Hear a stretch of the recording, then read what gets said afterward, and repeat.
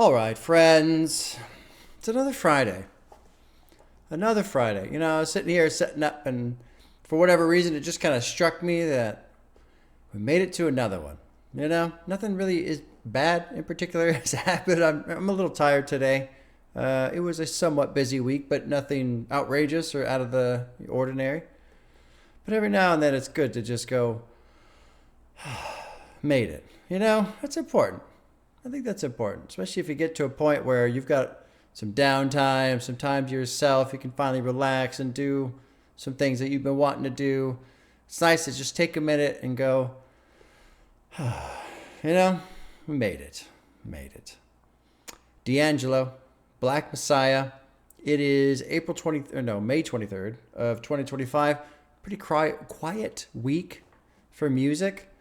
No new releases really. Nothing has really popped out recently that's caught my eye that people are really talking about. And Black Messiah is an album I've been wanting to listen to for a long time. Long time. Loved Voodoo. Great album. I need to listen to that again. It's been a while. I'm not a huge R&B person, so I don't go to that too often, that kind of space. Usually if I'm in a chilled out mood, I'm going to slip into some ambient space, some music like that, or maybe some like chilled out post-rock, instrumental type stuff. I get into that quite a bit too, but I listen to a lot of that lately. But Black Messiah has been described in certain ways that I'm not going to mention today.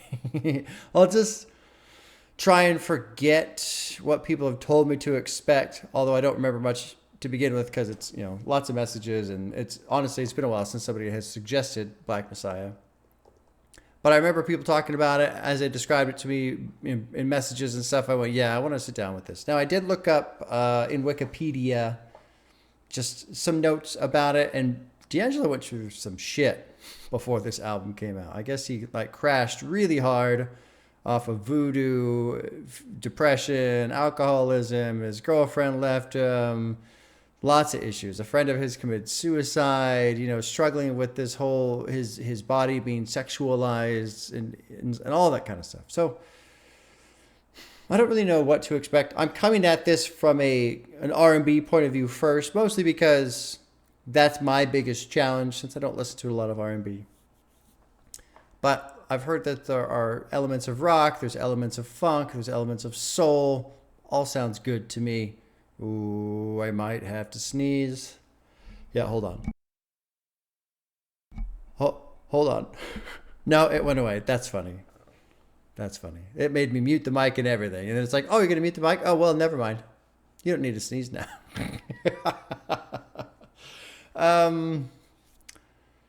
I looked up music videos. I didn't find any. So no music video reactions today. I kind of haven't been doing them recently. I was doing that for a while for Patreon, kind of like a Patreon exclusive type thing. For those of you who don't have Patreon, it's $2 a month. There's I think I'm over 200 albums now reacted to. I have to be by now. I have to be. Uncut. Most of those, not all of them, but most of those are MP3 format. So if you want to just listen, you can. Discord access. I can't talk today. I am kind of tired. Anyway, $2. I'm waiting for the day when Patreon, the suits, they email me, oh, you have to charge more. And I'll just you motherfuckers. Man. I did mention once, somewhat recently, that on Patreon right now, I can put up a post. And so instead of subscribing, let's say you're not subscribed, but you just want to access one post. Say there's one video I do and oh, sweet, I want to check that out. The cheapest I can sell one post is $3. So it's hilarious to me. The whole thing is $2 for everything.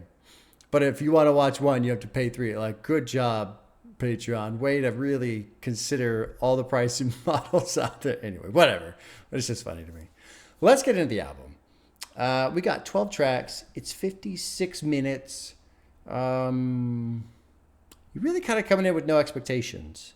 Well, that's not true. Expecting some R&B, expecting some emotional something or another at least. I mean, given everything that I quickly skimmed over on the Wikipedia page, there's going to be some shit in here. Anyway, let's jump into the first track. It's called Ain't That Easy. The group is called D'Angelo and the Vanguard. I should mouse over this and see. D'Angelo, Q-Tip, Questlove, Kendra Foster. So there's multiple people part of this, I guess, group. D'Angelo's listed as the producer here on track 1. Let's drop in. Black Messiah. Finally, I'm excited. This is something I've been wanting to listen to for a long time based on how people have described it. Track 1's called Ain't That Easy. Dropping in. Here we go.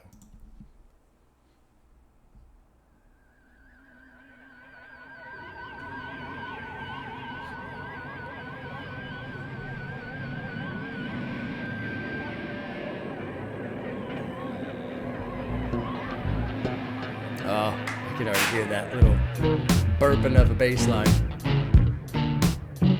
Oh, weird. Oh, cool. Cool. Whoa. Whoa. Let your days slip away. Come with me and ride. It's like off clap. What the fuck is that about?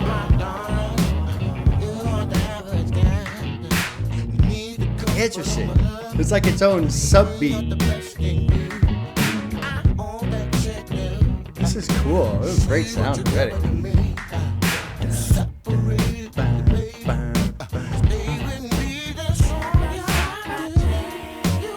Yeah.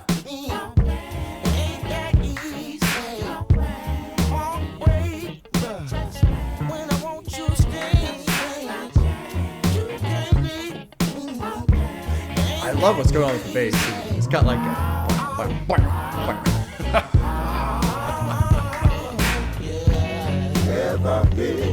good like kind of surge of sound coming in there.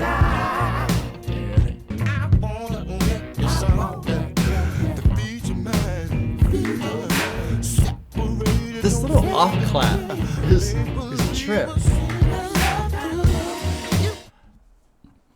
I'm pretty sure it's like, I don't know much about timing. Like when I watch other videos of these prog rock guys or drummers or bassists, whoever, and they talk about tempos and timing signatures and all that stuff. I don't. Oh yeah, bro, it's a 6/4 and a 3/7/5 and okay, sure, great. I mean, I have a general understanding of time signatures and what they are, but I don't. I really don't know. So with this clap sound, because it's like this clap and then this crash, and it feels like it's in between the timing. And I feel like that's going to be so hard to do because on time, like I can find a beat and hang with a beat, no problem, listening to something. But if I was supposed to be in between that, I would be like if I was the one doing the clap, I'd feel like, wait, now? Oh shit! Now? Oh wait!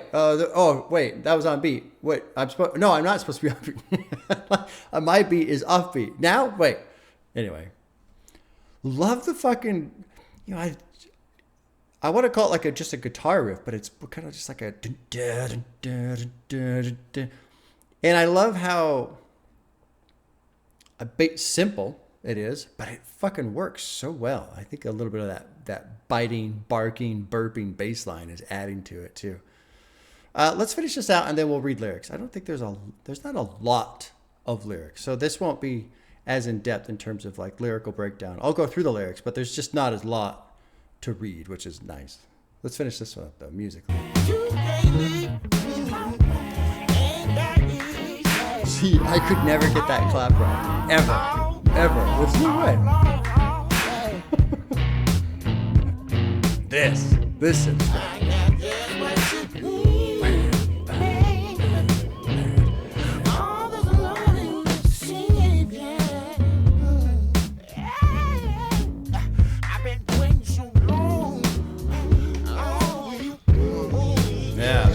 Yeah, fuck it.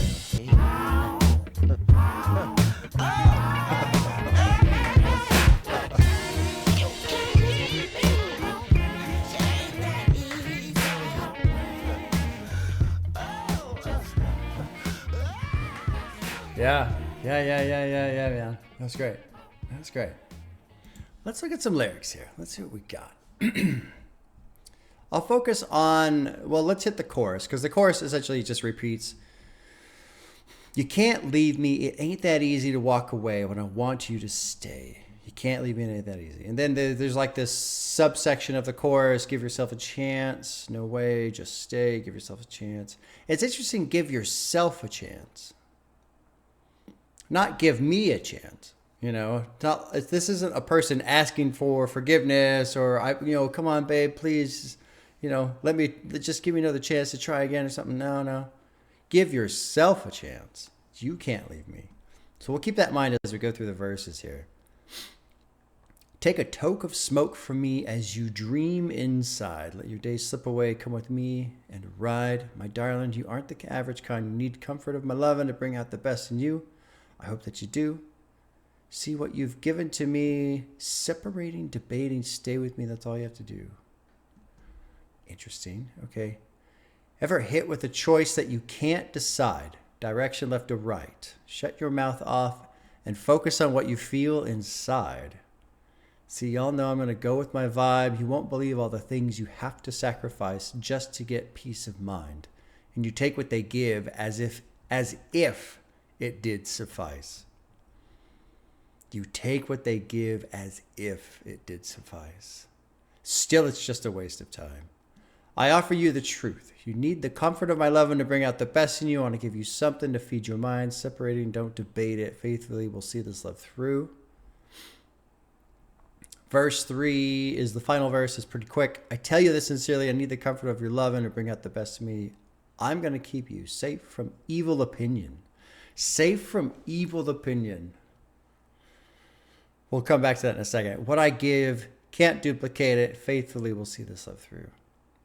I really like the description of evil opinion, because opinion is opinion, right? And, some people have opinions that we don't agree with, hot takes and what have you. But, sometimes that's just how they feel.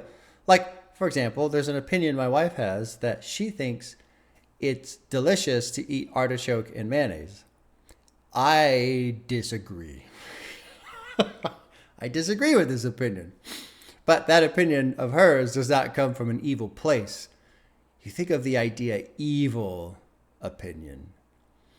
And this is something that I think these days it's pretty easy to identify. Right now you're starting to wander into this space of people who are intentionally trying to tear something down, intentionally trying to ignore, certain pieces of information in order to highlight a negative because they want to try and spew a biased opinion or skew a story a certain way, or narratives, or whatever you want to call it, right? Safe from evil opinion. With this track, Danny Brown did it to me. He totally caught me off guard with some of his songs off Karanta. I can never say it anymore. I always feel like I'm trying to say Quran, but I'm not. Anyway, his 40 album, his most recent album, he had a couple songs in there that were breakup songs, and it sounded like pretty intense breakup songs. And then he said in an interview after, it was his relationship with hip hop that he was talking about. So ever since then, some of these tracks that come through that seem like their relationships, I have been hesitant to assign them to another person, and instead I lean towards their relationship with music. And I feel like whatever this song is, we don't have to define it or dissect it, but I feel like this track could work in both lanes. It could be specific to a person, and it could be, given everything that D'Angelo had gone through up to this point, it could be his relationship with music, how he feels about music, how he feels about his music, making music, all that kind of stuff. Anyway, good song, good opener. Let's move on to track 2. It's still just D'Angelo listed as production. This one's called 1,000 Deaths. There's a little note in the front here. Oh, it's the about. 1,000 Deaths folds the old adage about cowards and soldiers into a word about guns. Apparently there's a speech by Malcolm X. The track should be interpreted as well, whatever. I'm not going to worry about the summary. Let's just drop into the song. And here we go. Track 2, 1,000 Deaths. With Jesus, when I say Jesus, I'm not talking about some blonde-haired, blue-eyed, pale skin. Buttermilk Cracker Christ. about the Jesus of the Bible with hair like lamb's wool. I'm talking about that good hair. That good hair. I'm talking about that nappy hair. That his body would be like pearl. Another scripture says his body would be like jasper. Another scripture says his body would be like fine brass, as though it had been worked. Jesus, the Lord, the Savior, the Master, the Redeemer. Jesus, the black revolutionary Messiah. Black revolutionary Healed up on the mountain by Satan, by the devil. And the devil talked about a new world order. The devil talked about giving Jesus all of this world up. If Jesus were just seeking alliance with him. Just bow down to him. And I say to you here tonight, Get thee behind me, Satan.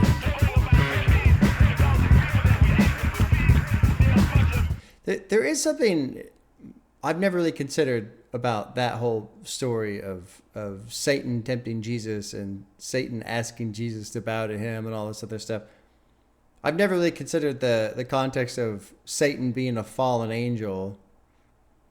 I mean, it's kind of like a general telling the president to kneel before the general or something like that. I don't know. I don't know why I'm thinking about that right now. It just kind of crossed my mind for the first time how it's odd to have a creature that was essentially cast out by God.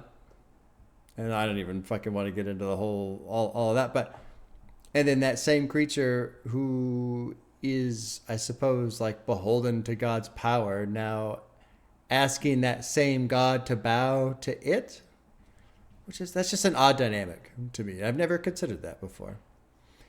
Anyway, I was wondering if we were going to get into this like Black Messiah thing at all. And so obviously this is all pretty straightforward, but since we're here, we'll talk about it. The depictions of Jesus in America specifically, this blonde haired, blue eyed. But if the dude's Arabic, if he's from what we'd essentially call the Middle East, he's not going to fucking look like that. It's not. Anyway, let's keep going. So that speech kind of blends into this other thing that's going on. I'm going to back this up a little bit, and I'll try and transition to listen to this other like talking point that's coming in. Interesting beat too. It's not like a marching sound. And it's not like a machine gun fire sound.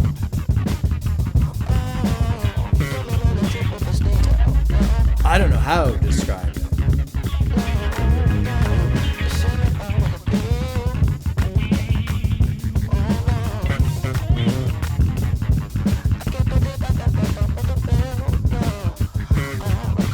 This is odd. This song's kind of odd to me. Especially since his vocals are so almost like caught in this meat grinder of sound.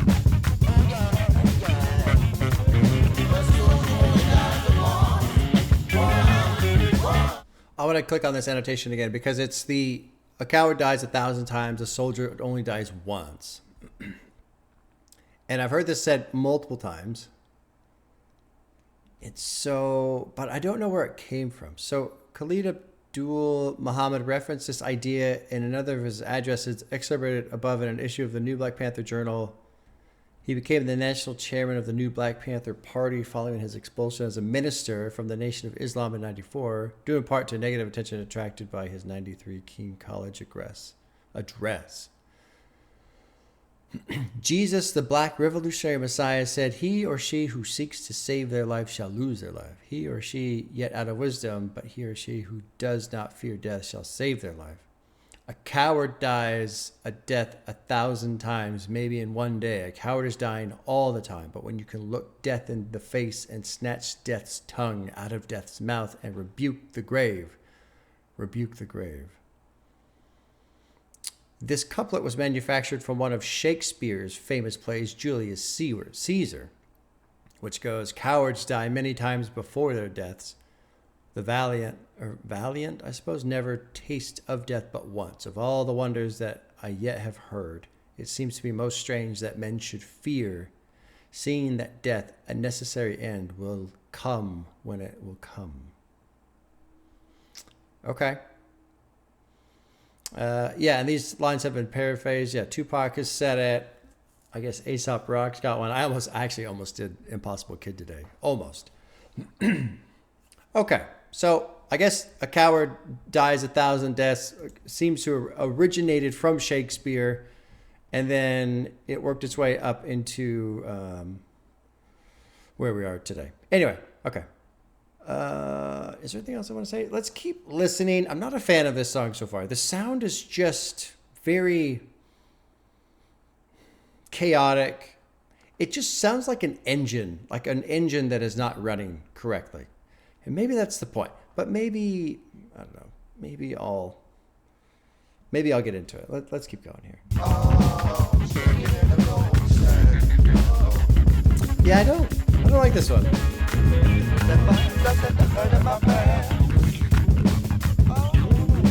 The beat's very knocky.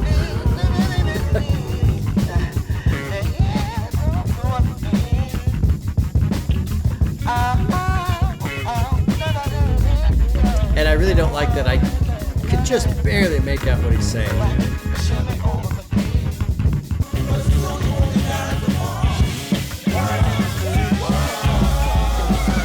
I like this part. I like this part quite a bit.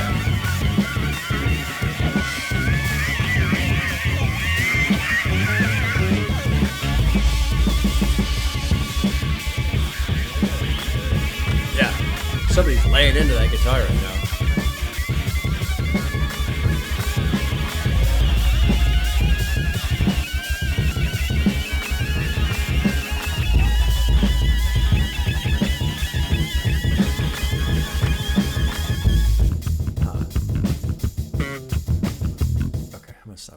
There's only a couple seconds left. Let's go through the lyrics because I really had a hard time. We got "Get Behind Thee, Satan," or "Get Thee Behind Me, Satan," which that's a pretty good track by White Stripes. "Get Behind Me, Satan," or is that the album? That might be the album. I can't believe I can't get over my fear. So maybe these lyrics will help us understand this beat structure that they're using the whole time. They're gonna send me over the hill. At the moment of truth is near. Oh, I'm sorry. The moment of truth is here. They're going to send me over the hill. And let's click on this annotation because I was born to kill. They're going to send me over the hill. This is said multiple times. And what went through my mind first with that was Full Metal Jacket. Because on Full Metal Jacket, one of the main characters, he's got on his helmet, it says "Born to Kill." And then he also has a peace symbol signed, like kind of taped on there or whatever the hell you call it. Pinned on there. And there's actually one part in the movie where one of the generals gets all pissed off at him. Like, what is this? Born to kill and peace sign. How did he come to have those two things together? And he kind of chews him out a little bit. Nothing major, but. So I was thinking about just this general idea of, a government or something like some institution, some structure telling you you're born to kill. Charge the hill, go take the enemy. But in the setting of Vietnam, I mean, so many American soldiers were killed in Vietnam. So let's click this annotation, see what other people say. Okay, so the image depicted is here that of a soldier to engage in battle. Sure. Over the hill could be paraphrasing the traditional song "Over the Hills and Far Away," where the enemy in the answer to the larger question of racial equality is on the other side. Okay. So we're kind of on the right trail a little bit. Verse 2 is a little interesting. I can't believe I'm so caught up in the thrill, and nothing's going to change my will. Locked and loaded, and I know the drill. They're going to send me over the hill. So maybe it's just being amped up. If you're going to go into a fight, you better get amped up. You better get ready to charge and go and all that kind of shit. And if I charge it to the game before every time I slip into the unknown, well, that's only when the spot gets blown. It's war. That is the Lord. I won't nut up when we up thick in the church because a coward dies 1,000 times, but a soldier only dies once. Joshua, he don't want no coward soldier. Sinking in the golden sand, must have didn't heard my prayer. I receive everything that it means and willed it victoriously and cast out all the wickedness. Send me over the hill I was born to kill. I've been a witness to this game for ages, and if I stare death in the face, no time to waste. And if I charge it to the game before,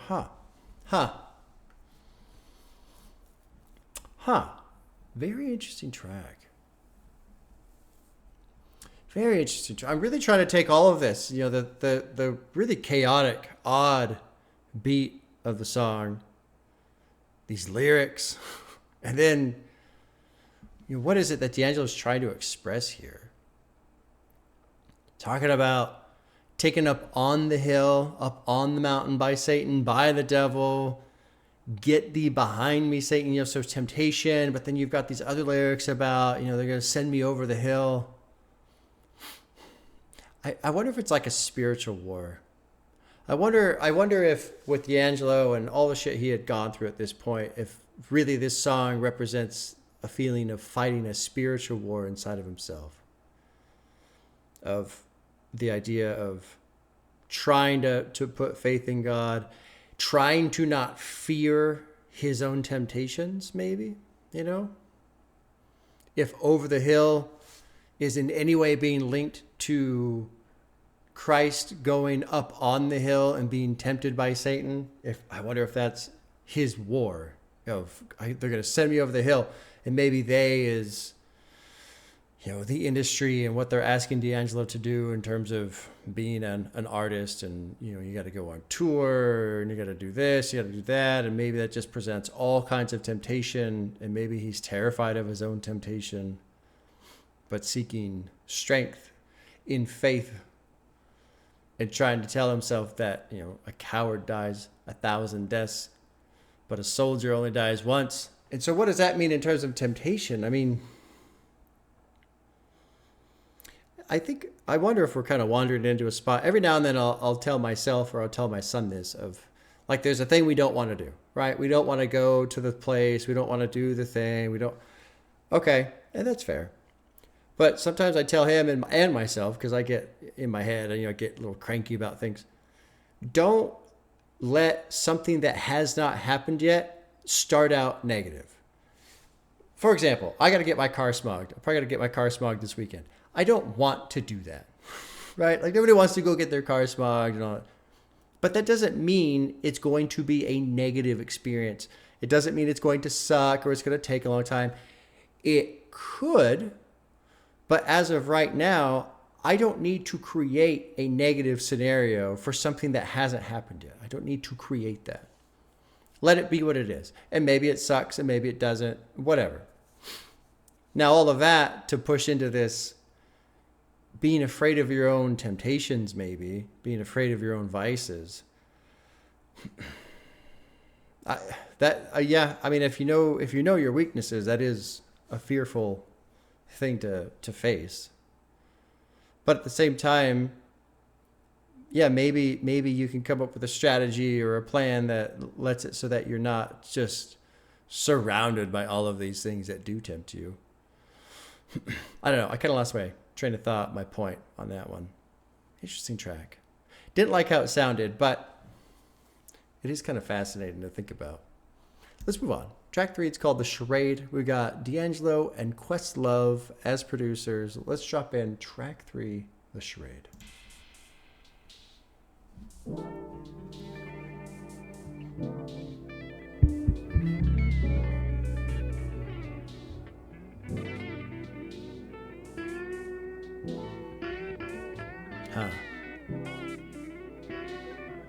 This one's kind of got a cool start to it.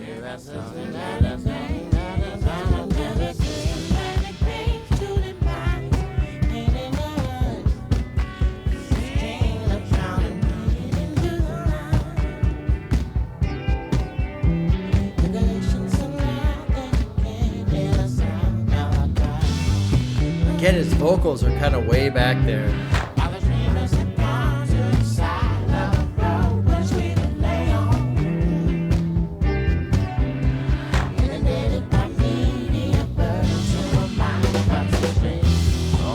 good crack of drums right there.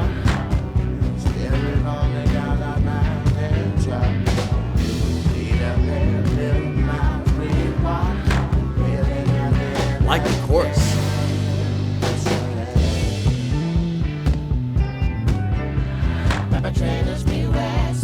I like this one. This is a good one. I love that end of the clap. Yeah, I like the chorus quite a bit. Drums really coming in.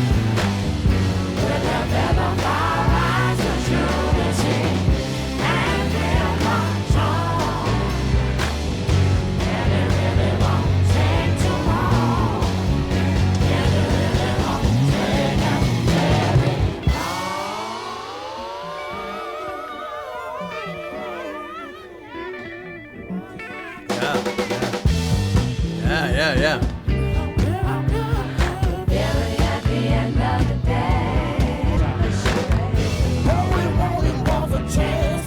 Love the clapping. Love everything that they're doing now. Lots of layers on the vocals.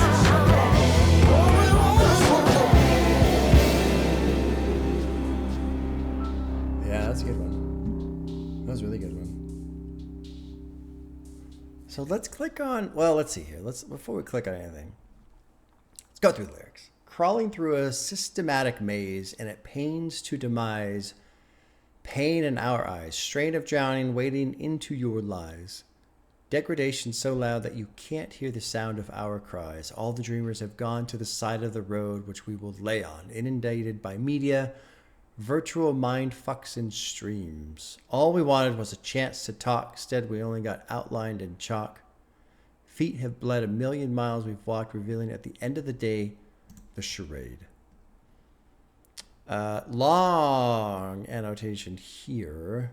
Let's check it out, because I'm very curious on what the charade is. I have an idea, but I don't want to guess on this one. I'd like a little bit more information. So here's the annotation. In the weeks preceding the unexpectedly sudden release of Black Messiah, the most obvious American charade was the failure to indict Officer Darren Wilson in the killing of Michael Brown, and the failure to indict Daniel whoever in the death of Eric Garner. As reported by so-and-so in the New York Times, Jensen moved up to the release of Black Messiah as a direct result of the grand jury's failure to indict. Okay. After grand jury did not indict Ferguson police officer last month, D'Angelo called his manager, said, "Do you believe this? Do you believe this?" And then we just sat there in silence. That is when I knew he wanted to say something. Okay, so this isn't a direct response to something that happened. RCA had planned the release in early 2015, but its reclusive singer was done waiting. The only way I do speak out is through music. He told his manager, "I want to speak out." Okay.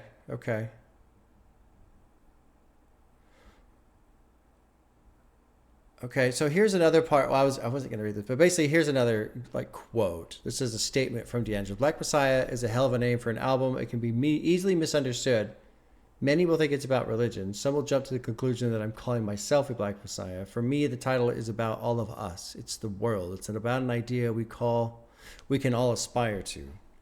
We should all aspire to be a Black Messiah. It's about people rising up in Ferguson and in Egypt and in Occupy Wall Street and every place where a community has had enough and decides to make change happen.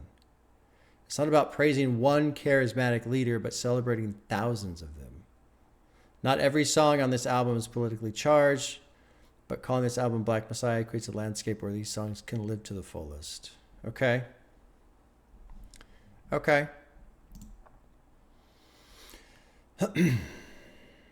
Let's keep going through lyrics. Here's verse 2. Perpetrators beware. Say a prayer if you dare for the believers, with a faith at the size of a seed enough to be redeemed, relegated to savages bound by the ways of deceivers. Relegated to savages bound by the ways of deceivers. So anchors, be sure. Ain't no amateur. All we wanted was a chance to talk. I mean, this part is very straightforward, right? All we wanted was a chance to talk. Instead, we only got outlined in chalk. feet have bled, million miles we've walked. Marching and protests and all that kind of stuff. With the veil off our eyes, we'll truly see and we'll march on, and it really won't take too long. It really won't take us very long. Revealing at the end of the day the charade. The problem is, I like the message, but the problem is it does take a long time. I mean, this is 2014. This album is essentially 10 years old, more than 10 years old. Do you think we're better off now than we were 10 years ago in terms of what D'Angelo's talking about here? I don't think so. I don't think so at all. That's what makes this shit so hard sometimes. Like, I go back and forth with myself because on one hand, I want to be positive. I want to, let's try and make things better, and let's try to aspire for change, and let's try. But on the other hand, sometimes I feel like, I don't want to say it's like swimming against the current, but it's just, you look back at human history, and the history of man is just awful. There's so many instances, countless instances of one group of people just doing everything they can to destroy another group of people. And it seems like it never fucking stops. It just moves. It's happening in this part of the world. It's happening in that part of the world. It's happening here. It's happening there. And, where one place finally calms down, another place flares up, it seems like. It's very odd to me. We as a species are just so strange. We're so fearful and so angry. I don't know. Good track. I don't really want to say too much about it just because I feel like this is one of those songs where the artist is saying what he wants to say, and he said it, and I feel like he said it in a good way. And yeah, just let it be that. There's nothing, sometimes with expression and some of the things that they say and how they say it, trying to figure it out is a part of listening. But sometimes this is what I want to say. Okay, there you go. Nothing to talk to. Let it be what it is. And I feel like this is one of those things. Let it be what it is. And it's not like I agree with it, disagree with it. I mean, yeah, there you go. Let's move on to track 4. This one's called Sugah Daddy. We have D'Angelo, Pino Palladino, or probably Pino Palladino, and James Gadson listed as producers. Track 4, Sugah Daddy.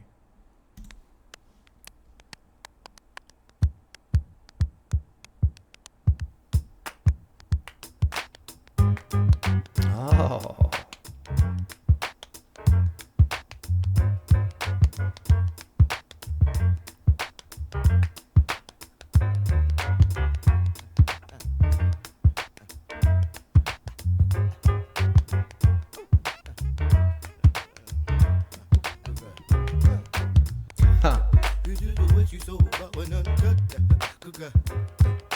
I got to just kind of like fucking around a little bit. I just wish that I could open up.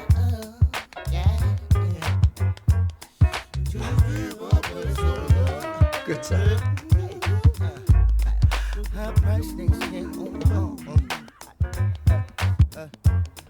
Lace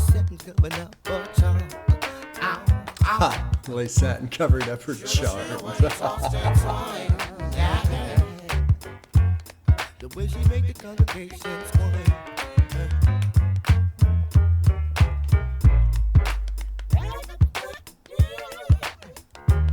The vocals have been so odd on this album.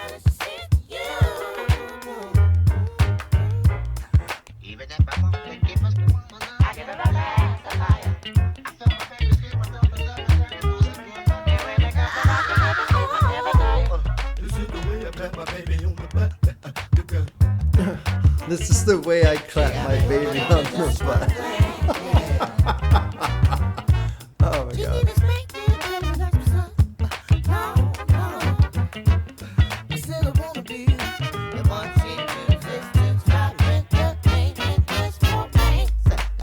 Dude, the production's having so much fun. She said the promise of the song to you, daddy.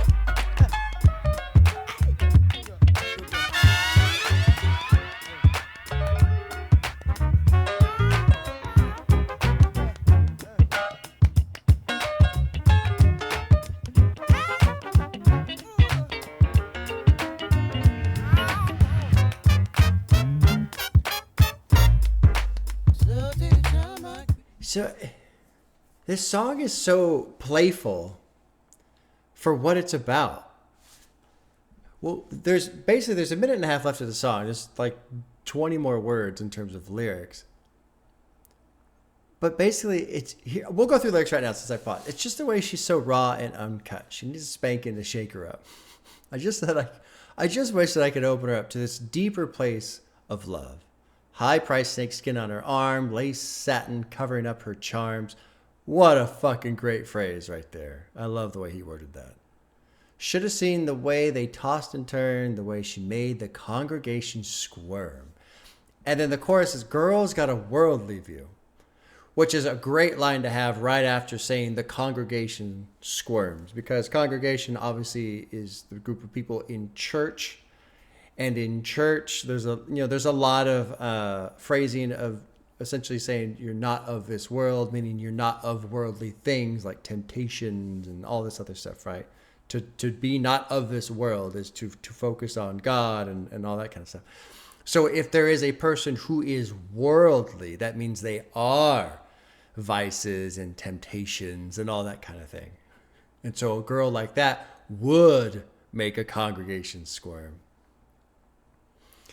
Anyway, the chorus, girl's got a worldly view. Apparently she sees through you. Her love was never meant to share for two. She said, I'll do it if you'll be my sugar daddy. So we got this girl who's very good at taking advantage of a situation for survival purposes, we'll say. Or maybe for fun. The thing is with the way the production is, I just watched the movie last night. My wife and I watched it. I put it on and then my wife started watching it with me. And it's called Drinking Buddies. It's on HBO Max right now. I wouldn't necessarily say like I enjoyed the movie. It's not really my kind of movie. But the movie was good in what it did. And basically the idea was it's these two couples, these four characters, and it's not like a love triangle, but that's more or less what it is.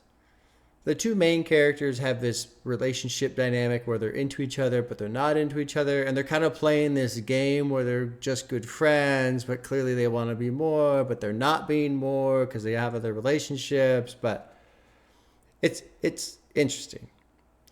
But a big part of that movie to me was this like almost power play dynamic that was going on between the two characters, where one was trying to like not manipulate the other, but one, it seemed like they were always trying to go back and forth of who was in control of this unspoken sexual tension relationship situation that was going on. And what I took away from the movie was that was kind of the whole point, was it was just this dance, this game that they were playing with each other. And the reason why I mention that is because the production on this is so like light and fun and playful. It's not sinister or dark or anything like that, right? It's fun. And what a good little interesting spin to put on somebody like a worldly woman who will do things if you'll be my sugar daddy type of a thing, I give her a pass. These lyrics are amazing too. Take a note from my philosophy that I'm a proper give her what she need. Can't snatch the meat out the lioness mouth. Sometimes you got to just ease it out. I gave her a pacifier. I fill my baby's crib with all the love that daddy wants to give. And when it comes to rocking her to sleep, I'll never tire. This is the way I clap my baby on the butt. She had me hooked with only just one glance. She needed spanking, baby. That's what's up. I said I want to be the one she chooses to star in her meaningless romance. Girl's got a worldly view. What's a sassy girl to do? And if the decision was left up to me, you best believe I'd be her sugar daddy. Brown eyes that'll make you blue. Eyes that'll see right through you. She crossed her fingers when she said her vows. She said, I promise that I'll sock it to you, daddy. And so I think that right there is a good explanation of probably why the music and production is just so fun. It's like, yeah, I know she doesn't care about me. Yeah, I know she's just using me for my money. But goddamn, the girl's hot. Basically, right? That's essentially what we're getting after. But he does such a great way of making it interesting and fun to listen to. Let's finish this up. About a minute and a half left. I hate it so I make it justify. She said it's talking to you, daddy. It's talking to you.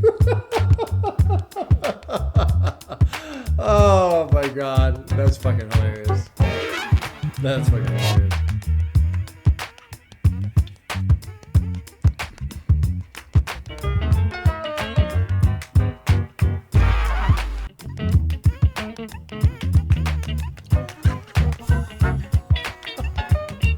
Some of that sounds similar to some part of the lyrics here at the end. Oh, that was great. I can't believe I'm already 53 minutes into recording. I don't know how the hell that happened. One thing I want to say, I was talking about in 1,000 Deaths, his fear of his own vices, his own temptations. Perhaps, maybe. That's maybe one of the themes of that track. If you listen to this and how much fun it is, well, shit, no wonder there's a fear of your own temptations. If you love this temptation that much, if it's this much fun, of course you're going to fall to that temptation. So to me, this track does a great job of explaining the fear he expresses in the other track. Great song. Very well written, both lyrically and in terms of the music. Let's move on to track 5. I didn't realize I was yammering on so much. This is called Really Love, featuring Gina Figueroa. I don't know how to pronounce it. Produced by D'Angelo. That's in terms of the production notes anyway. Looks like this is the biggest one off the album. I think this was a single as well. I recall Really Love being on that Wikipedia article. Anyway, track 5, Really Love.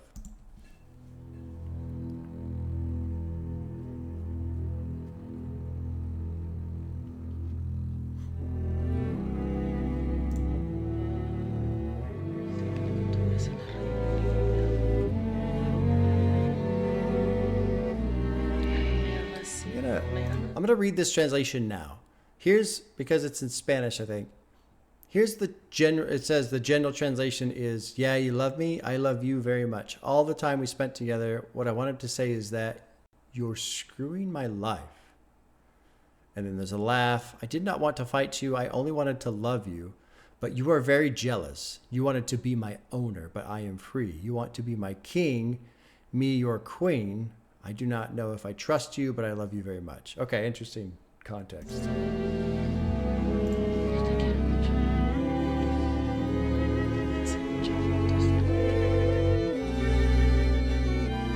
Beautiful strings.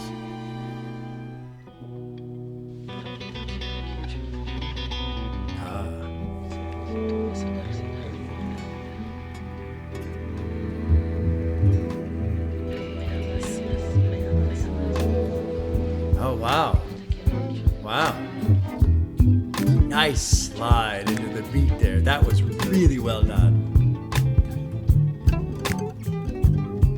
Yeah, that was really well done.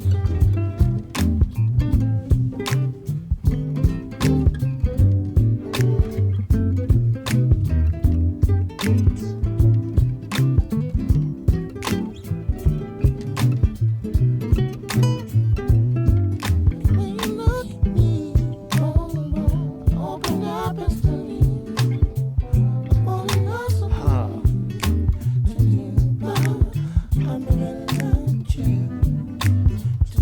Oh, I don't know what that instrument is, but that was great. I love that instrument. I don't know what it's called. This is beautiful.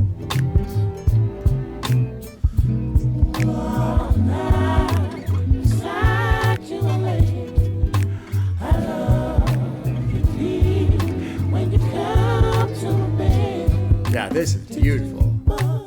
I'm in love with you. Wow. God, the use of the strings, so well done. All night I wish for you. Play your game, side of here to do. I'm in love with you. Oh, I'm in love God. with you.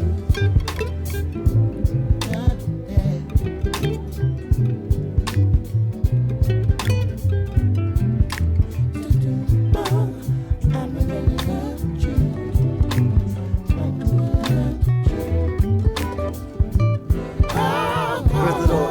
Good little guitar in there too.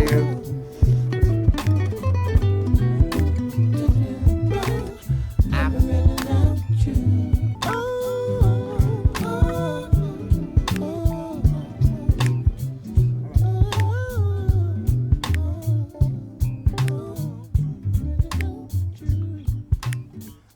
That was a great song. That was a great song. Oh my God. It's so like beautifully delicate. Just like, that's a great example of, in my opinion, of musical texture. You know, like when you think about things that look really cool, you know, visually, and you go look at them, and there's all these just subtleties to them, right? All this visual texture to it. Or like, you know, like my wall, right? We've got the drywall, but it's not like a smooth, flat wall. No, it's got a little bit of texture to it. Like texture is such a great thing. All these little details that make things interesting. And that track musically had all this just beautiful texture coming through it. All these different little instruments kind of floating around, coming in, coming out. Beautiful song. So much fun to listen to. At one point, there was like this part, it was kind of toward the end, the strings kind of like, like kind of like a higher, like a scurry. And I almost got like tingles. Like, ooh, it sounds so good. That was cool. What's really fascinating is clearly a love song, right? But let's go back and read this intro again, the translation. Yeah, you love me? I love you very much. All the time we spent together, what I want to say is, you're screwing my life. I did not want to fight you. I only wanted to love you, but you are very jealous. You wanted to be my owner, but I am free. Very important context in front of that song, because the song is very beautiful. And it's called Really Love, you know? And so how interesting for him to make this song that sounds the way it does, and lyrically, like there's no hint of this jealousy or ownership, right? There's none of that in the lyrics. So to have that intro on there is really fascinating. And I almost wonder if it's an idea of maybe some people, you know, the way that they love, their love is so intense, they don't realize it, you know? Like I've always, every now and then, you know, for whatever reason, right, the brain gets these random dark thoughts. And I personally believe that if something were ever to happen to our son, like something terrible happened, some tragedy, and he died, I feel like, or I'm sorry, if I died, well, there's two scenarios that my brain every now and then will think about, and they're both terrible. And I don't know why I think about them, right? I'll start with the one I accidentally said with my son. Like, I feel like if my son died, I think I would lose my wife as well, because she loves him so much. I feel like she would almost, not that she would be suicidal, she might be, but I feel like she would just kind of like die inside, you know? But with the other thing, with the strangling love idea, I feel like if I died, because my wife loves the two of us so much, myself and my son, essentially the love that she sends to both of us, all of it would get diverted to him. And my biggest concern would be that she would probably like strangle him with love. Probably. Who knows, right? And if I die, I'll never know. And I know this is a very kind of like odd, dark thing to talk about. But that's the type of person that she is. She loves very intensely. If she cares about somebody, It's game on, man. But sometimes you don't realize if you're the person putting that out there, if you're the person devoting, I suppose, you don't realize on the other side that, holy shit, you're just like choking me out here. I can't breathe, you know? And so I like this spin, especially since the intro is in Spanish. And so if you don't take time to look it up, if you can't understand it, it really does intentionally create this blind spot of love, because the song is beautiful, beautiful. And there's no hint of jealousy or ownership or controlling or anything. It's love, love, love, love, love, love, love. But the person that it's directed to is saying, you're trying to own me, control me, all this stuff. Really fascinating. Excellent song. Excellent song. Let's keep going.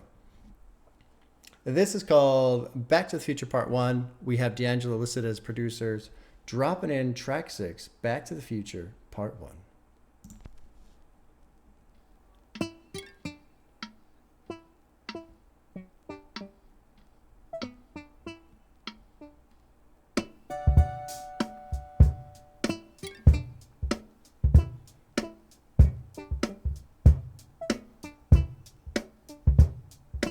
Kind of a goofy guitar note right there. Free and lucid, just natural, second nature. Like, you know, chilling at the park. You know what I'm saying? Just hollering, just traveling at the speed of light, and then at the same time I'm in the same spot too. I like this one already. This one About the gets same better. way you left it. The wit about the sweat, the messing attitude. Ooh, where you been? With all you been? Don't tell me all you been. Tell me back so you. Strings that came in, yeah. Reminiscing. On top of the guitar, fucking beautiful. Can be just like cousins kissing. That's taboo. Ooh, back in Richmond. Shit ain't changed a bit then. Think it's with a little piston. Got some attitude. Ooh, I've been wondering. This section with the strings. I'm on I've been wondering too. See if you're wondering, wonder about the shape I'm in. I hope it ain't my abdomen that you're referring to. That's what I want y'all to listen to. God, they've done so well with the strings on this album. Just gorgeous sound.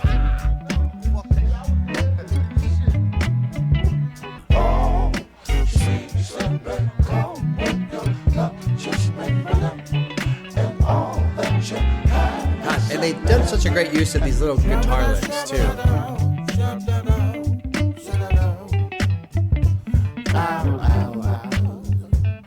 This is great.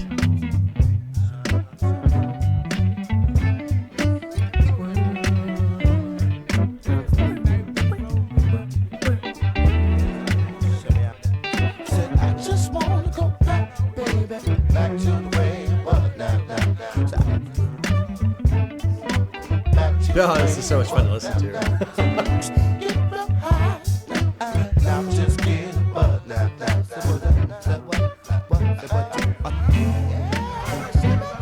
do like this little, like the little pause between the beat and the two. That bam.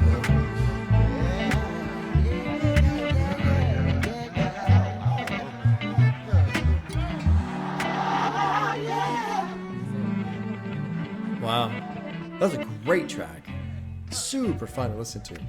There's been a couple batches of sound so far in this album that have reminded me of the tail end of Gone by Kanye West. Probably one of my favorite songs. Kind of all time, honestly. Like every now and then I think about making a top 100 favorite songs of all time. And I think, Jesus Christ, that would be really, really hard. There's a lot of songs out there that I love. But it'd be fun to make that list and share that list, you know? I think Gone would make that list, especially when you get into the back end and it's just kind of dancing around a little bit with the strings and stuff. Love that section.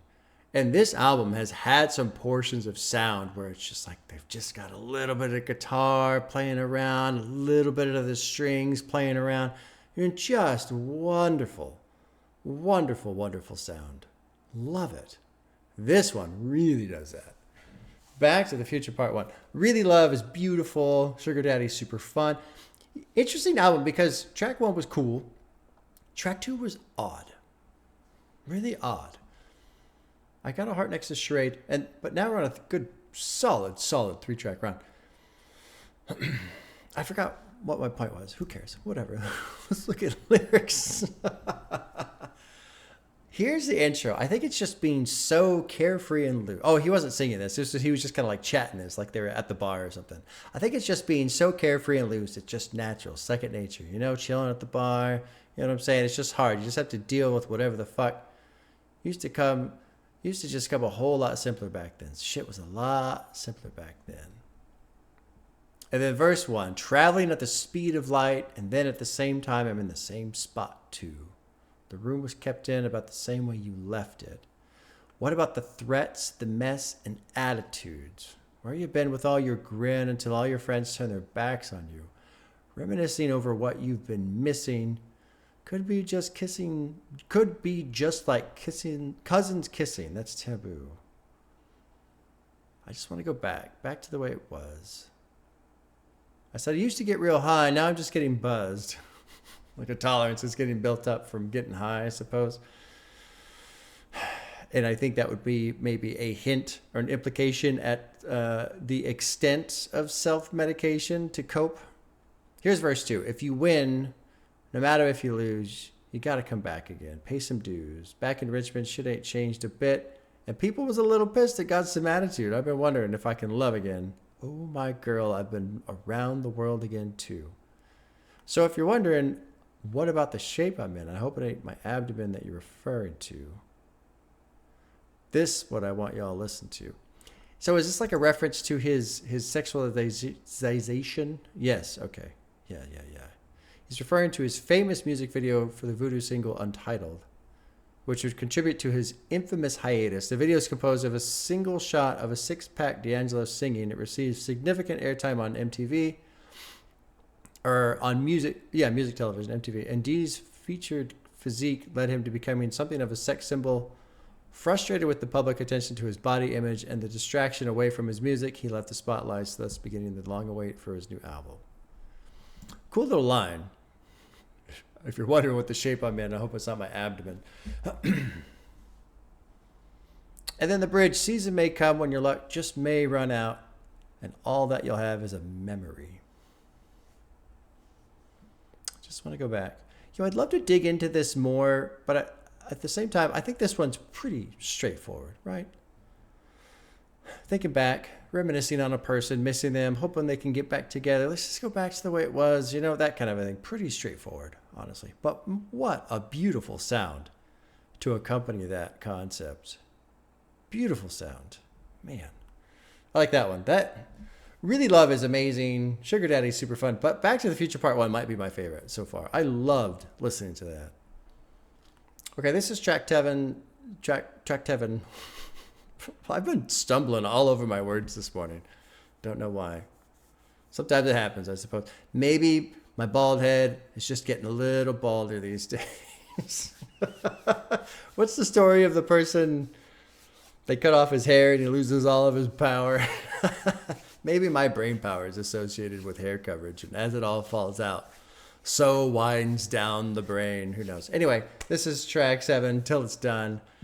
We've got D'Angelo, Pino Palladino, and Questlove listed as production. Track 7, Till It's Done. Oh, Quest, coming in hot. Coming in hot. Oh. Hot, yet chilled the fuck out at the same time.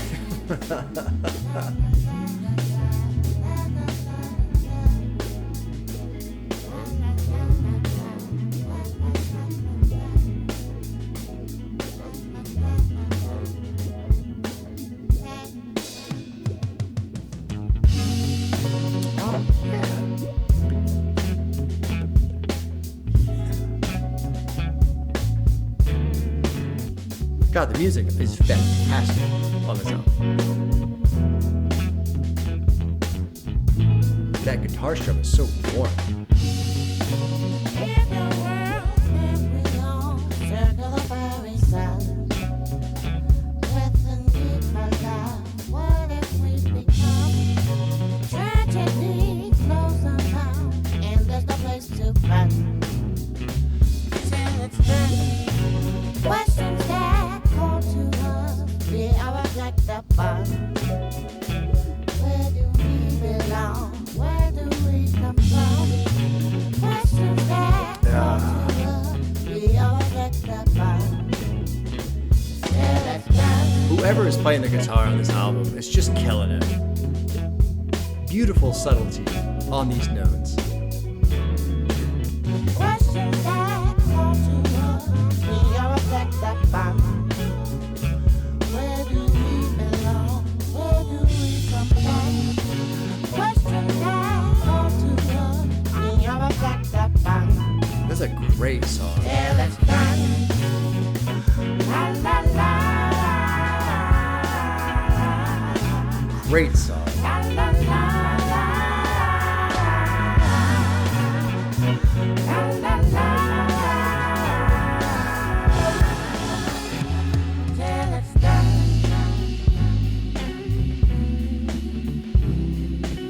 And I love that we're gonna have some play out here, because we can kind of hang on this idea of till it's done. All these things we're going through.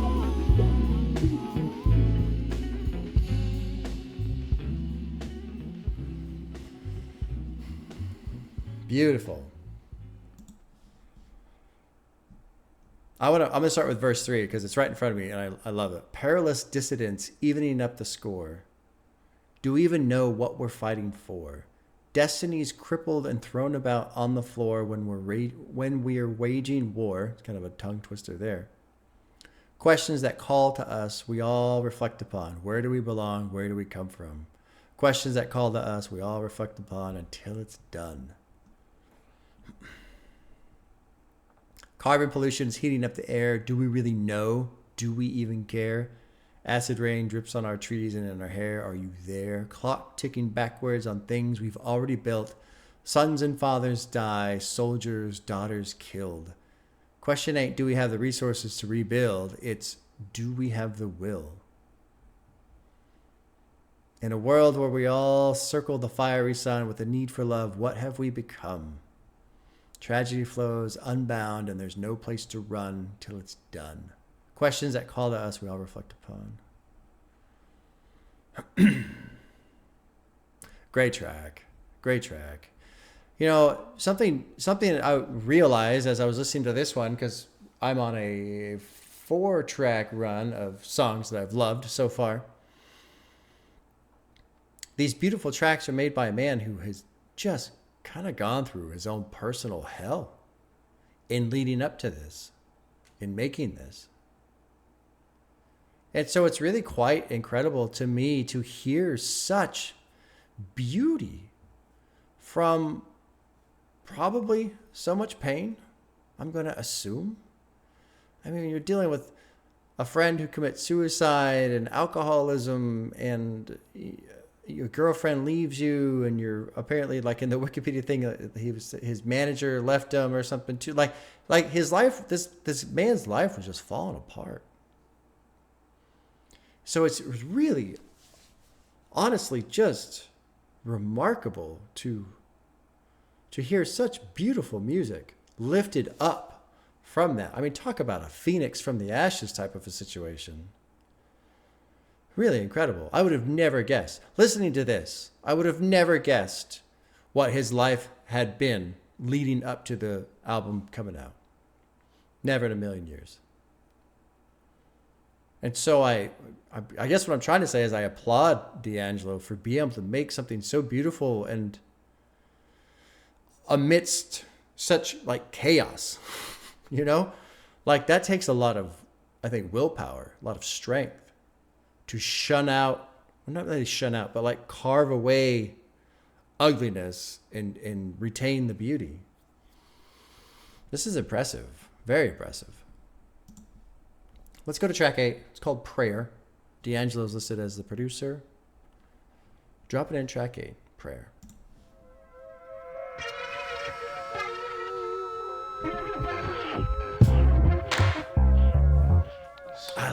I'm liking the claps too. I just got a soft spot for claps and snaps. When people snap, we just don't get that very often.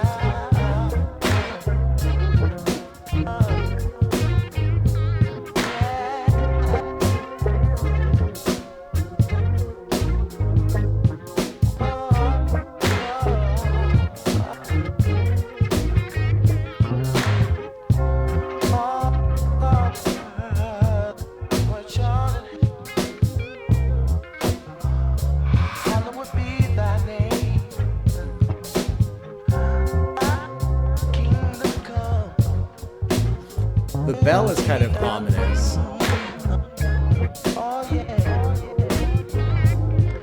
But you gotta pray all the way till you get home. And I believe someday we will rise.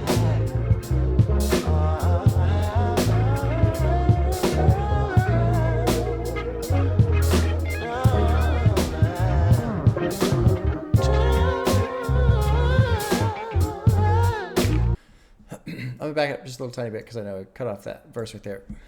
I feel like this so far that we've heard from this track is kind of a good combination of what I happened to just got done talking about. Was it's his prayer. You got to pray all the way. Someday we will rise. The devil, I know he will try to stop you from seeing your days. You know, our Father, which art in heaven, hallowed be thy name. So it's his prayer. It's this concern for the devil, this bell. And I feel like the bell, you could go a lot of different ways with the bell, right? For whom the bell tolls, and the tolling of the bell, your time has come. There's a lot of different things that go with the bell, right? Which was what makes the bell so cool. But I feel like here you've got this great duality in sound. You've got this prayer, this thing that's positive, this good kind of just solid beat. But then there's this mention of the devil and temptation and the bell and inevitability. This thing will come. So pray, prepare yourself type of a thing. And I mentioned all of that just to go back to what I just got done saying about, you know, here's this man who went through all of this stuff. And so you know he was wrestling with his demons, his devils, his temptations, vices, what have you. You know he went through ugliness. And so I'm just so impressed by his ability to lift from that positivity and beauty. And even in this one, even though there's some hints of inevitability, sinister sound, that kind of a thing, it still constructs it so well to be like something that I would consider something hopeful, something bright, a beacon, you know, something like that. Really well done. Anyway, let's finish this up. I thought there was a lot more, honestly, because the lyrics were almost done. Deliver us from evil. Oh yeah. Oh, that bass. Wow, wow, wow. Around me, give me peace. I believe that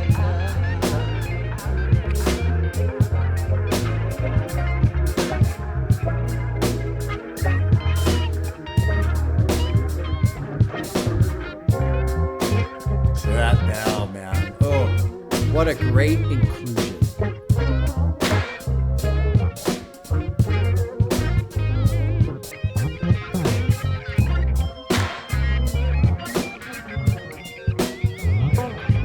Someone laid into that guitar again. Sounds amazing.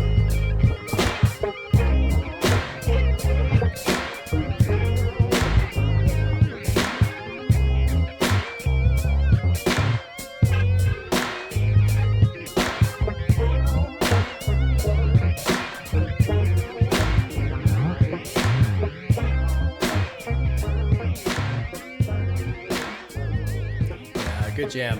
Good jam. Good jam. Let's read verse 2 real quick. I know that he will try to harm you, and if you care, I know that you will make it to the promised land, but you gotta pray, you gotta pray, you gotta pray for redemption. Lord, keep me away from temptation, deliver us from evil, oh yeah. And all this confusion around me, give me peace, I believe in love. I feel like this guy with this album is really just, it's almost like he's written down his playbook on how to survive the shit that he went through. That's what it feels like.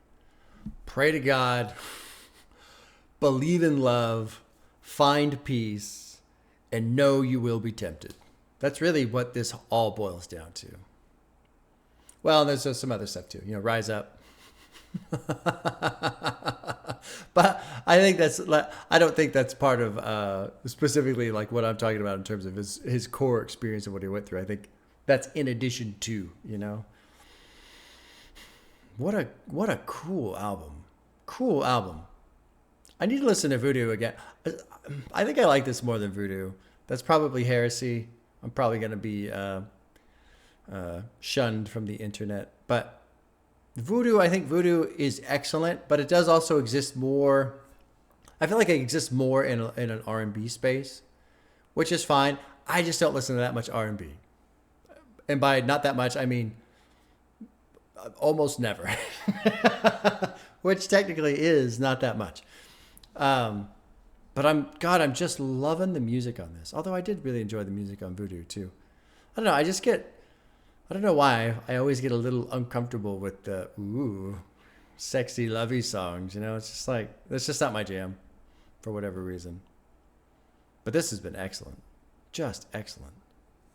Let's move on to track 9, which is called Betray My Heart.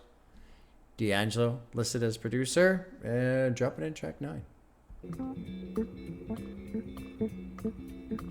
The guitar work has been so good. So much play. Just play.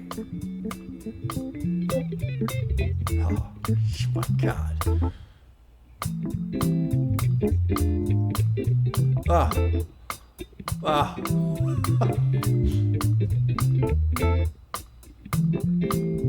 Yeah, I love this. I love this, man.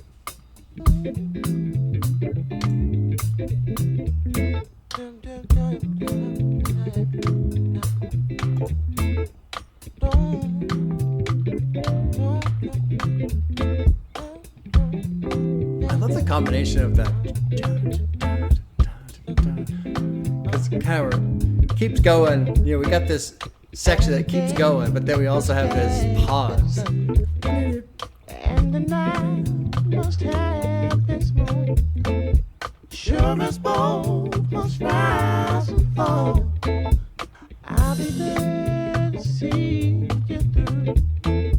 Just as long as This is great. Yeah. This is absolutely great. I will never leave your side.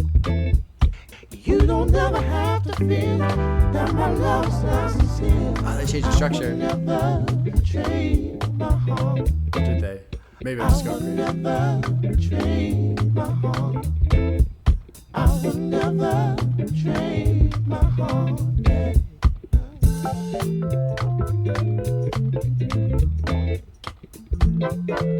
I thought there were some horns. I thought there had been some horns. Goes on, but through the rain, I'll go running to ease your pain. Yeah, like the real supposed to dream, like the blood in your veins. I'm just like I will never patting my thighs right now. I can't stop. I will never betray my heart. Oh, stay right here. Oh, stay right here. All right, all right.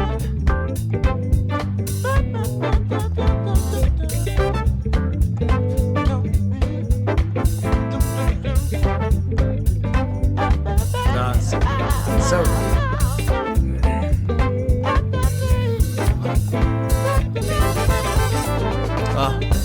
They almost like went crazy right there, right?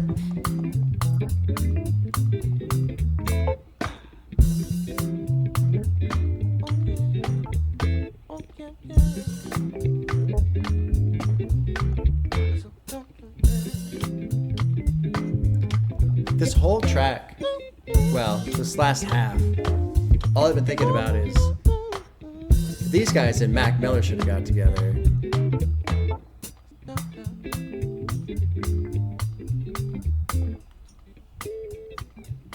Yeah.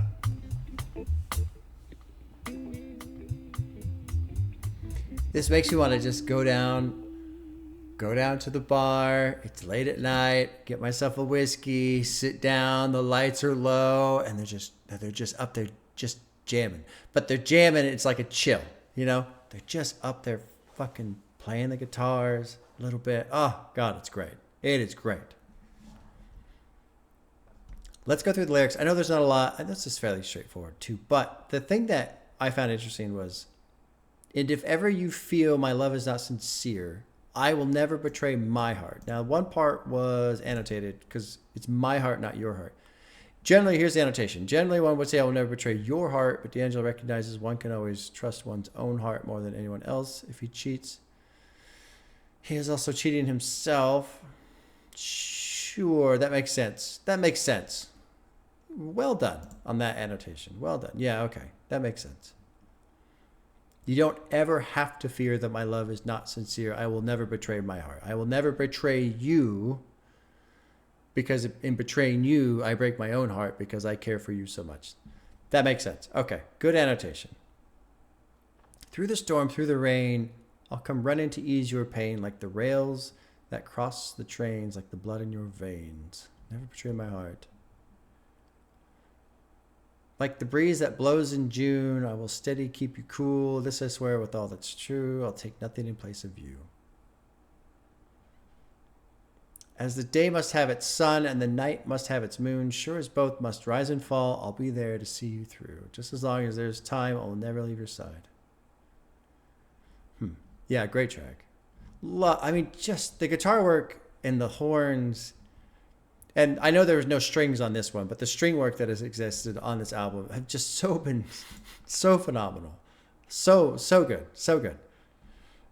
This one looks really short. It's called The Door. This is track 10, 3 minutes. Okay, this is kind of quick. So the next two are pretty quick. 3 minutes, 2.5 minutes. D'Angelo's listed as the producer. Here we go. Dropping into track 10, The Door.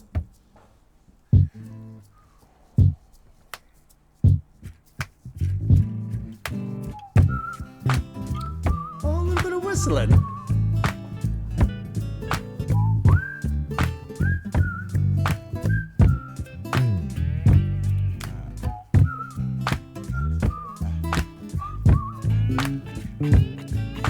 What is this funky guitar?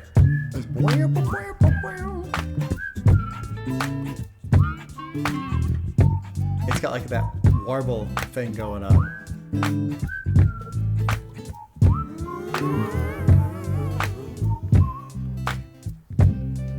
I told you once, but twice. You were simply with nice. In your hand, you held my line. I told you once, but twice, my love. Don't knock yourself out that door. No, no, no. Don't knock yourself out that door. Don't lock yourself out that door.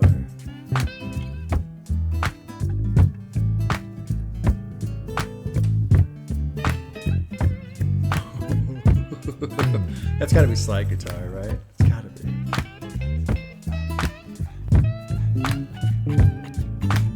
No, no, no. Don't knock yourself out that door. Back to the Westland. Nice.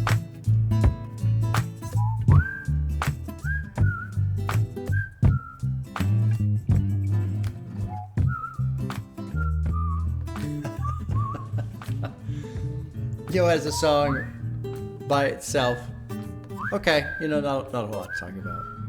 But when I think of just the flow of the album in general, cool little track to drop in there. I like The Door. I have a heart next to everything except for 1,000 Deaths. And I think the 1,000 Deaths, it was just because the production on that was so clunky. I told you once but twice, my love, don't lock yourself out that door. In your hands you held my life. So I feel like locking yourself outside that door would be don't break my heart. Don't do that. You've got my life in your hands. You wasn't very nice. You're not being very nice. Be nice to me. Don't break my heart, because then you're locked out, basically, right? Yeah. I like this annotation. This is a pretty funny annotation. D'Angelo implores his woman to be considerate of his feelings and to not betray his trust or generally cross the proverbial line with him, notifying her that she risks exclusion from his heart and possibly his property. Bitch, I'm going to throw your ass out if you're not nice to me. That's what it should say. All right, this is track 11. This is a short one, too, 2.5 minutes. This is Back to the Future Part 2. D'Angelo listed as the producer. Dropping into 11. Back to the Future Part 2. I wonder if it's just going to be... Looks like just a continuation of the first one. I just wanna go down.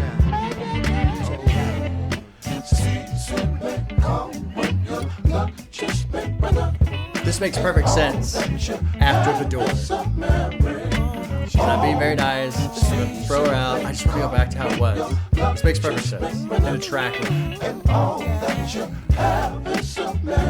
Oh yeah, man.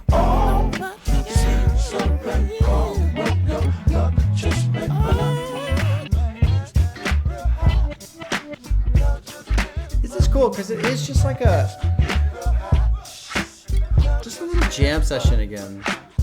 And I do feel like, obviously it's a continuation of part one, but I wonder if they had debate on how long to make part one or to split it in 2 parts at all, or do we have this little jam session at the end?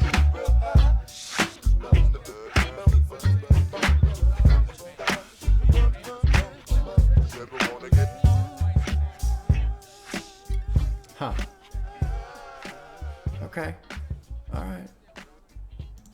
Makes sense. I feel like The Door and Back to the Future Part 2, just the continuation of Back to the Future, that makes perfect sense. Don't break my heart. Can't we just go back to how it used to be? I've been smoking a lot to deal with all this bullshit. I used to get high. Now I'm just only getting buzzed because I'm smoking all the time. I'm assuming smoking. Anyway, this is the final track. This is Another Life. We have D'Angelo and Questlove listed as the producers. Final track off of Black Messiah. What a great album this has been. Really kind of excited to see how it finishes. This is technically, by 3 seconds, this is the longest track off the album. So we'll see how it wraps up. Track 12, Another Life.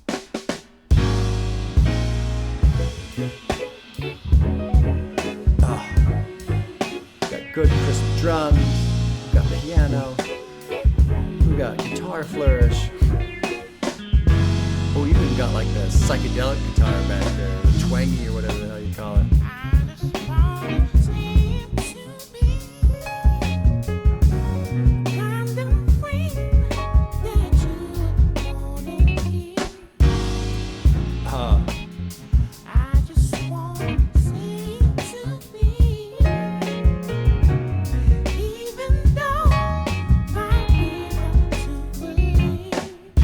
I like that.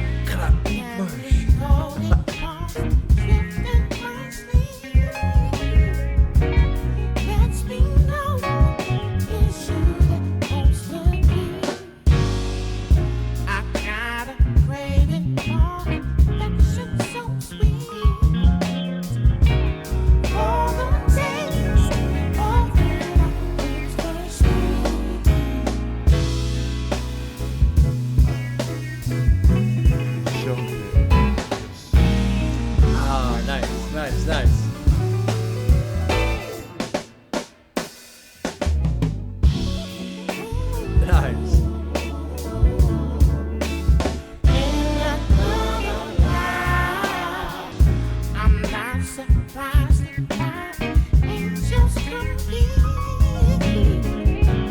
for the chase to the world and no peace. I love how much every instrument, the guitars, there's two guitars. Both guitars are kind of just doing their own thing. The piano's doing its own thing.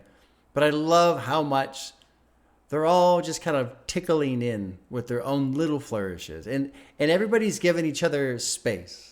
The guitar kind of flourishes a little bit. The piano kind of flourishes a little bit. The other guitar comes in a bit. Everyone's just kind of like tickling the ears. Just the whole way through. Nobody's like stepping on each other's toes. It's not all jammed in there. Just nice and loose and free and like bubbly, you know?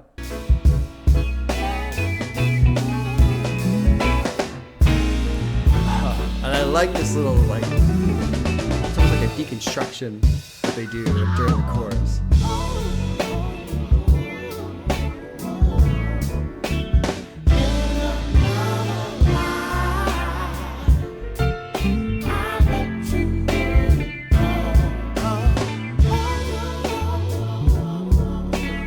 The piano. This is great.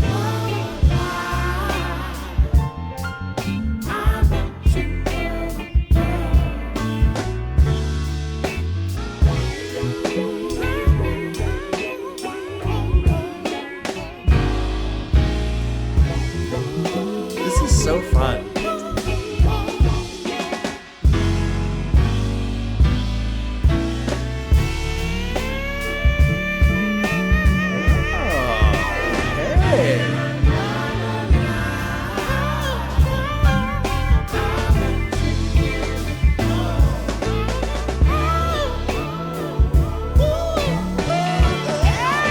All right. The heads are cracking off a bit.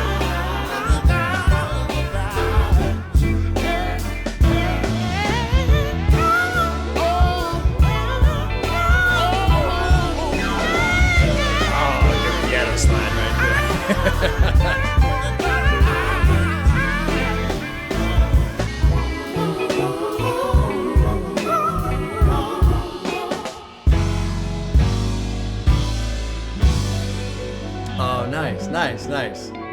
Nice off-ramp.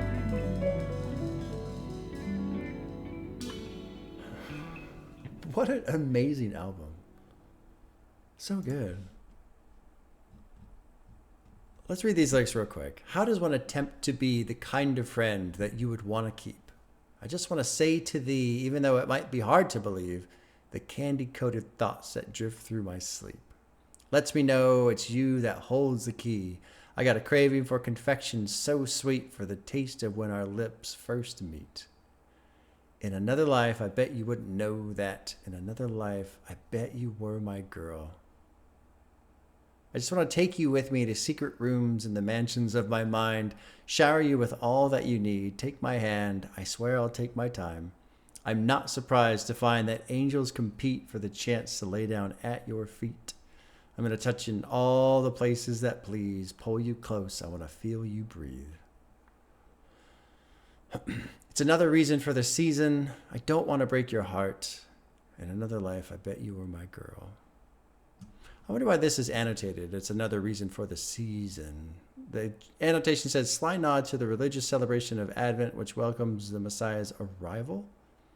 Black Messiah, his third album, dropped on the third Sunday of Advent. Oh, that's kind of clever.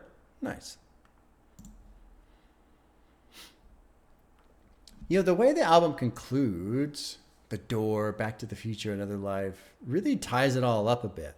You know, I didn't really know where this was going to go with those first opening tracks. You know, Ain't That Easy was great, but 1,000 Deaths, I was like, oh shit. Okay, we're gonna get in some rowdy spaces.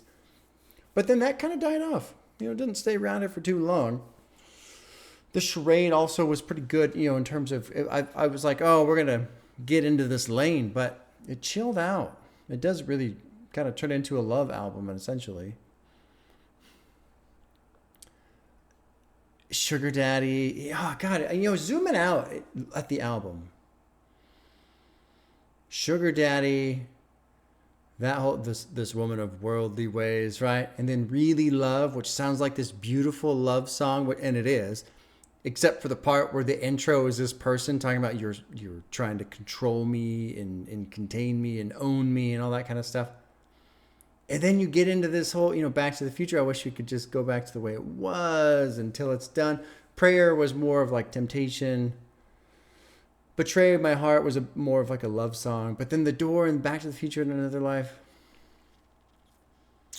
Like overall, it does kind of have a pretty solid theme that's consistent to what's happening from song to song.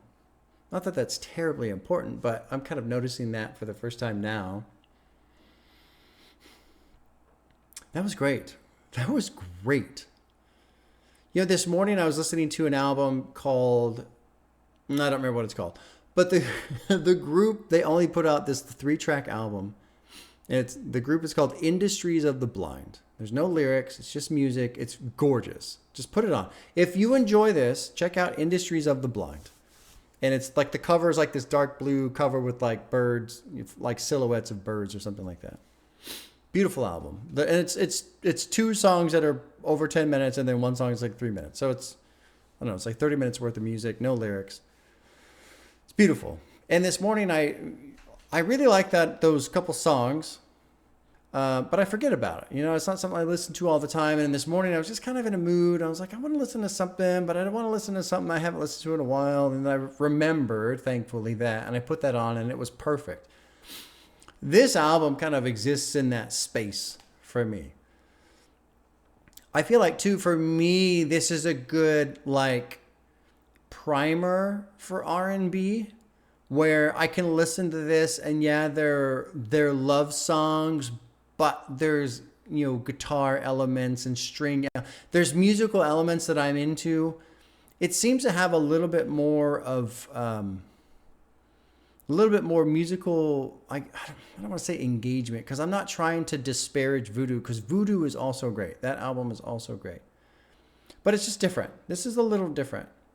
But I feel like because I enjoy listening to this so much, I can listen to it a lot. And then I bet now if I put on Voodoo, I'll be a little bit more comfortable with that. A little bit easier for me to digest rather than feeling this slight uncomfortableness, which I don't even know why I feel that way. It doesn't make any sense, right? It's just an album. It's music. Like, what's the big deal? I don't know. Sometimes I'm just like still a little kid at heart. Like, oh my God, they're talking about sex. But that in itself doesn't make any sense because like if you listen to any rock and roll song from the 80s ever, it's about sex. Like, so I don't know. It doesn't make any sense to me. Maybe it's just like the intensity or the passion or something. I don't know. But this is oh God, the music on this, man, I could just listen to it over and over again. And I think that's really what grabs me so much is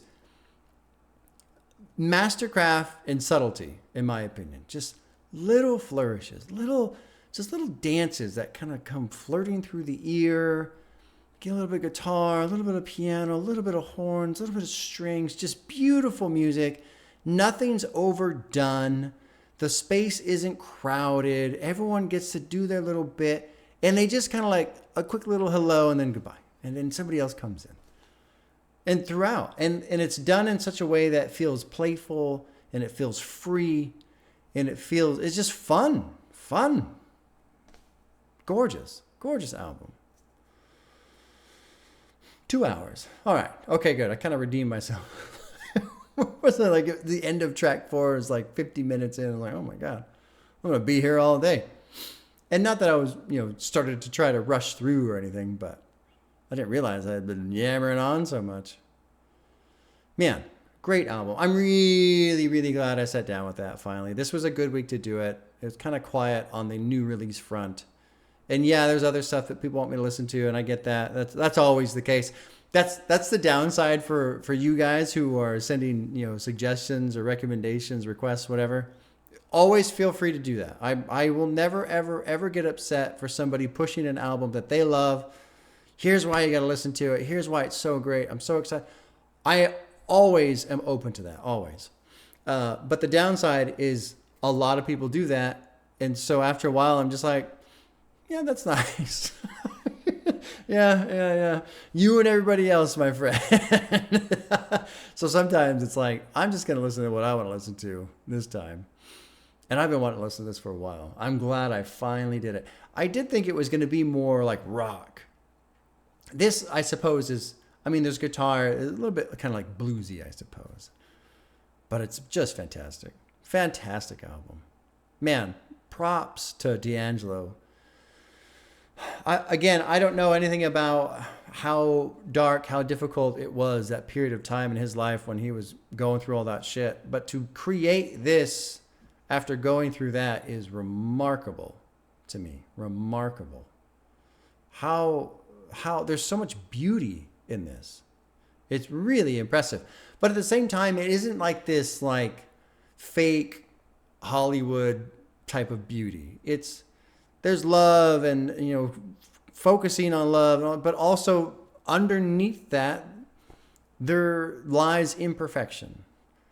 And, you know, some ideas of being a little too controlling with your love and understanding that, shit, this is kind of falling apart. I wish we could go back. And so I feel like in the imperfections that exist within the love, that like, I don't want to call it impurity, but that imperfection is almost what makes it feel pure, in a sense. If that makes any sense. Good shit. Really looking forward to just putting this on, having it on, chilling out, burping while I'm talking. That's always fun. All right, y'all. Well, enjoy the weekend. Hopefully you guys get the Monday off, too, for Memorial Day. I got the Monday off. That's nice. Take care. We shall see you soon.